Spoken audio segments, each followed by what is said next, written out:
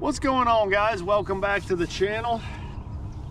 So today we're talking about the must-have bait for the month of April and May, you know, whatever spring is in your part of the country. And if you're not throwing one of these guys right here, you are missing out. So today we're going to dive in and I'm going to show you my setups and just really everything all about the floating worm. So that's all coming up.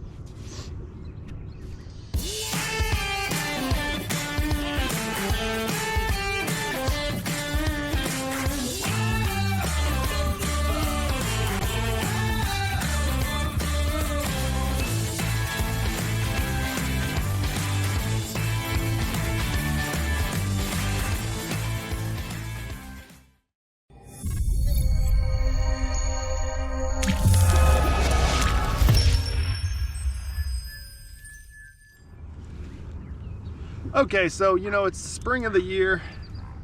We're in mid-April now, but the bass are moving to the shallows. They're either spawning, they may even be some post-spawn fish depending on where you are in the country or when you're seeing this video. But the fish are moving shallow.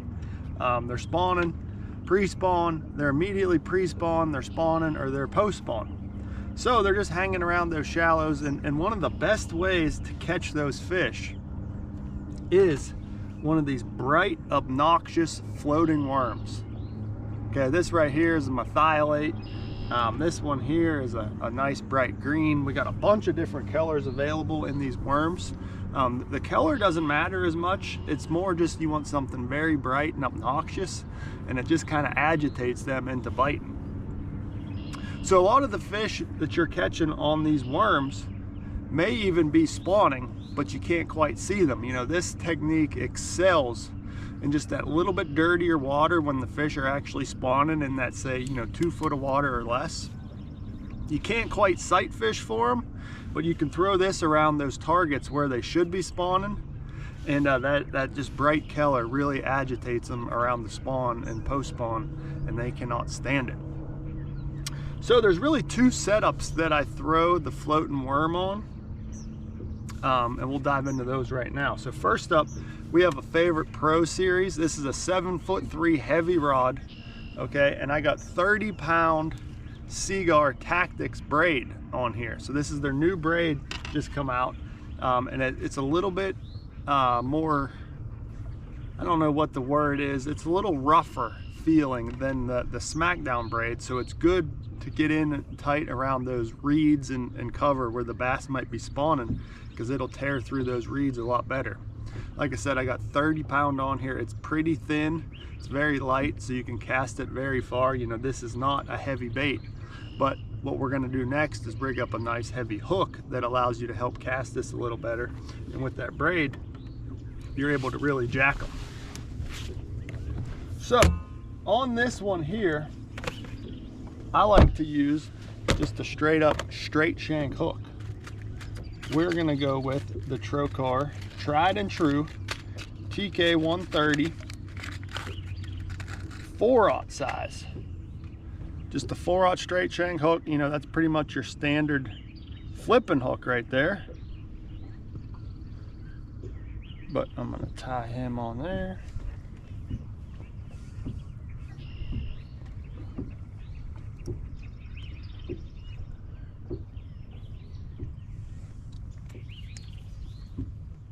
Okay, got my straight shank hook on there now. So now this is going to give me a little bit more weight that I can cast this worm pretty far, and it gives me a nice stout hook that I can really jack those fish and muscle them in the boat and not having to worry about it. So rigging up a floating worm is pretty simple. It's just going to be kind of your standard Texas rig. But Trocar's got that nice keeper on there, so you can rig that up and get it right up against that keeper like that. Bend your worm back and rig it through. Bury the point back through. So there you go. That is a perfectly rigged floating worm right there. Now you want a little bit of a kink into it. because what that's going to do is just create some crazy action with this worm. Now you're not really doing much with this. You're casting it out and you're just kind of twitching it a little bit and keeping it moving. You know, you're fishing it fairly slow. You're not ripping it along the surface, but you're just kind of twitching it and making it dart side to side a little bit. And adding that little kink into it just helps add a little more action into that worm. Now, when a bass eats that, he's getting that trocar right to the face. It's perfectly rigged just like that. So like I said, this is for my, you know, heavier cover. You know, like we got some reeds behind us here. I'm getting ready to go throw this around and see if we can't find any bass that are spawning. But another great time to throw the floating worm is around docks. You know, immediately pre-spawn or immediately post-spawn. A lot of those big females like to just kind of suspend up under those docks, and they absolutely can't resist a floating worm. So I resort to a spinning rod because, you know, you're trying to skip this bait under docks and just make a little more precise cast. So I go to this right here. This is the Favorite Hex 7'2" medium heavy spinning rod. I got 15-pound Seagar Smackdown braid, and then I got 12-pound Gold Label fluorocarbon leader. Now we got a spinning rod, so we have to go to a little bit lighter hook because you just don't have the same amount of power as that other rod. So I'm going to go to this guy right here, and this is the Trocar TK 180. This is the finesse worm hook. It's actually a drop shot hook, but you guys see me use this hook for so many different things. This is just an excellent all-around worm hook. So let's tie him on there like so.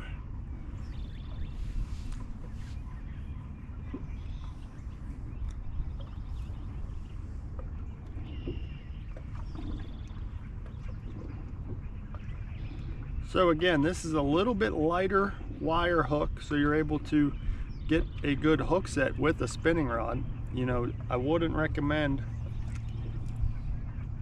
using the flipping hook with the spinning rod just because you're going to need a lot more power behind your hook sets to drive that hook home.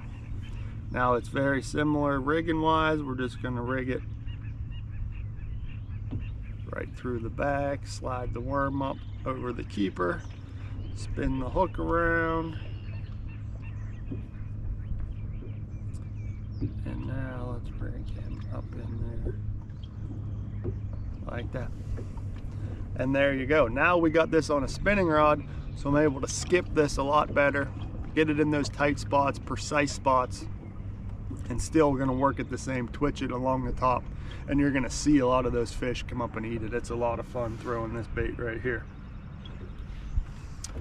All right, now I mentioned a little bit earlier about the baits, and there's a lot of good floating worms out there available.